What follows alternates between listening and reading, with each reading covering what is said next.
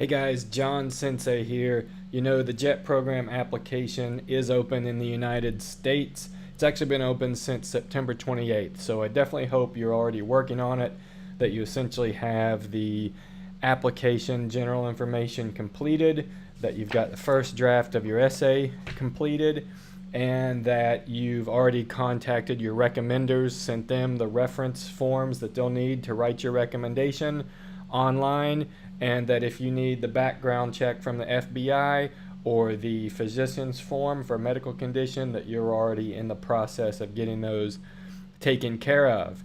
And with all the sort of hectic times with the JET program application being open, I'm trying to hold myself to doing videos talking about JET to try to help people out with their applications from my experience. So what is my experience? Well, my name is John Gale, and I actually used to be a JET. Used to be an ALT, assistant language teacher on the JET program. Loved what I did, completely fulfilled by the job. Was also lucky to have been a JET program coordinator from 2012 to 2015 and worked on the inside of the JET program. And at this point, I always have to make clear I don't work on the inside of the JET program now, so I am not someone who speaks from a position of authority and say this is what the JET application is. I speak from experience. I have seen it on the inside, but I will never disclose that confidential information about the JET program selection process. What I like to talk about more is the fundamentals of what makes a great JET applicant. And in my career, in my time in Japan, I got my Japanese language proficiency test, level 1, the top level certification. Took that to get a master's degree in Japanese, and now I teach Japanese here in the Nashville, Tennessee area at the Tennessee Language Center, and I also teach privately. So if you would ever like to take a lesson, all you have to do is go to my website, johnsensei.com, and I've got this schedule a lesson or consultation button right here. Now, all my paid Japanese language students, I give your JET essay a read and a little bit of feedback for free. That's part of what I do. But if you would like help specifically with your JET program application, I'm now offering in-person and online via Skype consultations for 1 hour to help you review your application itself. You'll need this PDF from the application form, and you'll also need a draft of your essay printed out or sent to me via PDF if we're doing the Skype consultation. And we're just going to tear through this, and I'm going to give you the feedback to make your application packet that much better. So for today's topic, like I said, the question I get asked a lot is, how can I improve my JET program application? And of course, right now that's a pretty obvious question that people have as they're going through the application process. And if I may just talk about the question itself and maybe think why people are asking this question. I think some people, a few, not very many, but some people kind of think that if they go through the JET application, I've got my fake application I do on the US JET program portal open right now, and they think that maybe somewhere around here there's some secret checkbox or something or if they found that, if maybe that secret got out, that they could just check that box and then that they would be moved ahead in the JET program selection process. And I really don't think that is an appropriate way to think about the JET application. One of the common rumors out there is this idea of early placement. If you've already graduated, say maybe by December, if you have a flexible schedule where you could depart for Japan early between April and July of next year, then there's a possibility you could go during that time or go with the regular departure people. But there was always this rumor that applicants heard when I was a JET coordinator and would go give info sessions. They'd be like, I heard if you check yes in this box for early placement that you got a better chance of being selected. And when people ask this question, what can I do to improve my JET application, I think some of them are looking for that, and there's really not this type of secret thing out there. Your application definitely needs to be clear and concise, but there's not some sort of Easter egg magic button out there. So really, if we come back to the question itself that everybody's asking right now, what can I do to improve my JET application? My honest and blunt answer for you is going to be, ask this question a year ago. And I know people work on their application packets do not want to hear that, because they're frantic and working on them right now. And I get that. So for you guys, I do have a lot of advice, but realize something, that you are who you are at this point. And your application and your essay are surface level reflections of who you are. So it is very important that you clearly articulate who you are in the essay, in the application, and how your unique experiences will benefit the JET program. So ways to do that is to have other people look at your application materials. You can print out a PDF of the application form. Now the US application this year in 2018, today's date is October 17th, 2018. For this year's application in the United States, I don't know about other countries, in the United States it's all online. You submit everything through that online portal I had that I showed you. I'll show you again. It's this online portal, and item number 17 in the portal is, it'll check if you've got any mistakes. I've got plenty because mine's fake. There's the link where you can get the PDF of your draft application, and that's how you submit online. Before you pull the trigger on that submit button though, you really need to get other people looking at your application packet to make sure everything is clear and concise. So maybe take it to, like I talked about in yesterday's video, take it to Campus Career Center, take your essay to the Campus Writing Center, and make sure that what you've wanted to express is easily understood by others, and that of course you have correct spelling and punctuation and correct grammar in all your writing. Make sure the essay is in tip-top shape. This is the most important part of your application packet.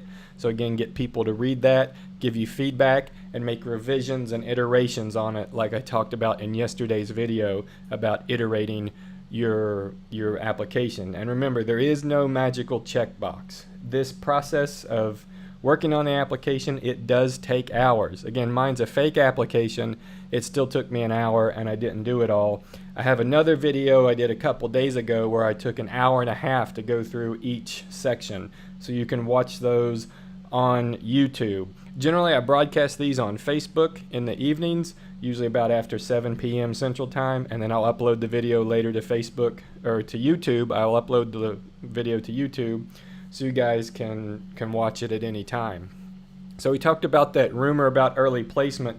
One more thing I kind of see applicants do is that, you know, let's go back to the application. Let's check out the application, and you've got different sections on here. So let's go to the achievements. Maybe they're concerned because their achievements, their clubs that they belong to is looking kind of blank.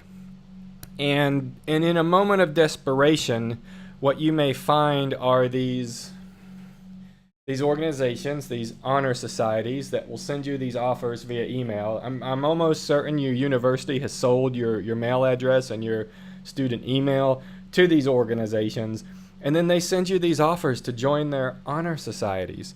And you think, wow, that'll go great right here in my achievements if I'm in an honor society. And the example I used to see a lot, we're going to search for it live in the video right there, Golden Key International Honor Society. Now I think Golden Key International, I think it's a real organization.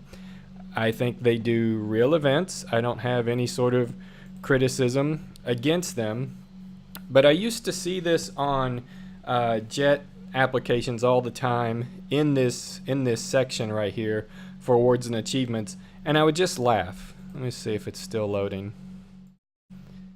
Supposed to have Google Fiber and Firefox browser. Don't see what the problem is here. Maybe it's the Golden Key website.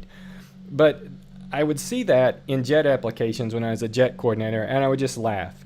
And the reason I would laugh is because when I was a JET applicant, when I was 22 years old, I got this offer in the mail from Golden Key International. And I'm like, hey, I know I'm applying for this thing called the JET program. I bet joining this group will make me look all international and everything. And that's what JET wants, right? It wants people who are all international. So I paid the money and joined Golden Key International. And it wasn't, I was sort of desperate, like a lot of people, for things to put in this blank, but it wasn't from a platform of deceit. I wasn't necessarily trying to trick the JET program. Actually, when I got the letter, I called my mom about it, and we went over the information, and we talked about JET, and she was like, oh yeah, I think that's good. And she probably even provided the money for me to join the group. And in terms of anything I did related to Golden Key International, that was it. I used to get a lot of credit card offers in the mail after that. They're like, as a Golden Key International member, you're now eligible for this credit card. But I never went to a conference or volunteered for anything or any other activities that they do, apparently now that their website is loaded. And again, I don't really know a lot about this organization other than its name and how many JET applications I've seen with it and how I put it on my own. So again, I don't really have a lot of criticism or anything for the group. I don't know a lot about what it does. All I know is that way back in the day, I paid them money so that I could put on my JET application that I was in this group. And that was all I did. So think about that, because there are these other honor societies selling these resume bullet points to soon-to-be graduates. And just kind of think what does that represent when you put that in this blank? What does it represent about your character, about your experiences, about your knowledge, about anything that you could offer the JET program? It represents that you paid some organization some money to join the club and put it on your resume. So it doesn't really represent a lot. And so I would advise people to not fall into these desperate acts. Now you may look at me and say, hey, he put Golden Key on his application and he made it into JET. And it's like, yeah, that was a long time ago too. And again, yes, I saw it all the time, and I can't remember if those people got accepted or not. I know that from how I perceived it, their membership of Golden Key meant nothing. It meant nothing to me as the JET coordinator. And they may have been great applicants otherwise. But again, it doesn't really represent anything that you've actually achieved, any concrete action that you've taken that would be a benefit to the JET program. And I think that, JET's been around a long time. I know Golden Key's been around at least since I was a JET. It's been around a long time. And I bet people who work on the side of the JET program know what Golden Key is and know what JET applicants do with it.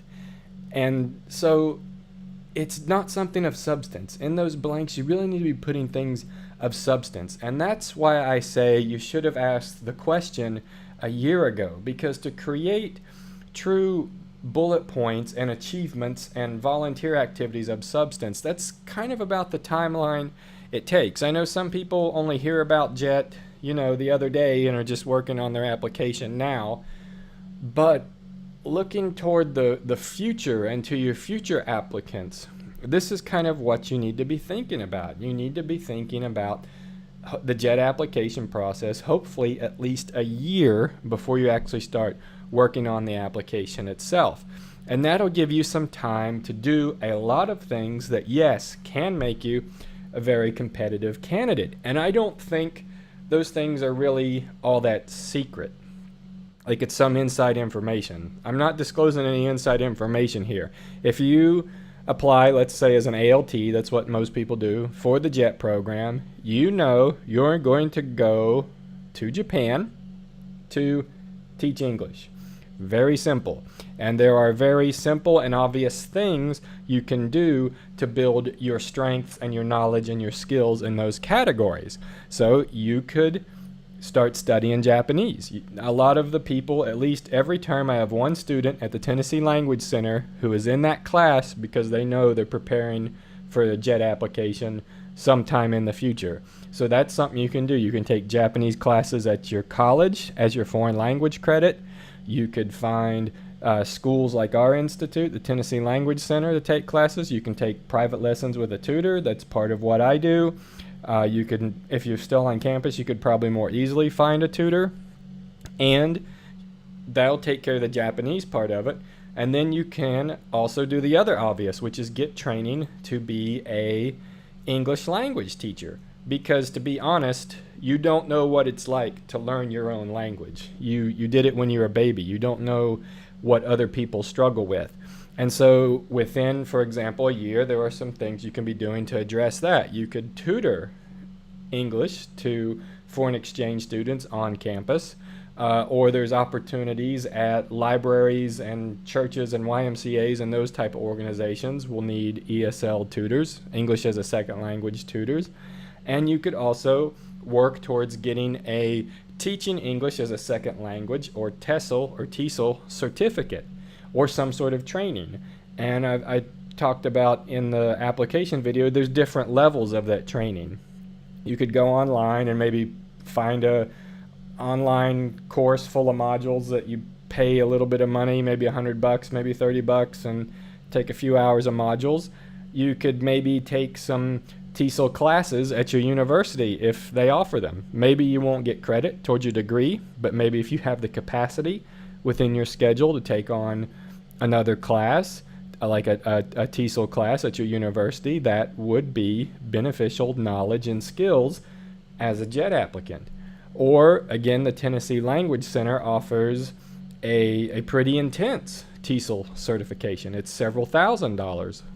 And hours and hours and hours of training and classroom practical experience. And that is something, yes, all of these definitely lend to your strength as an applicant.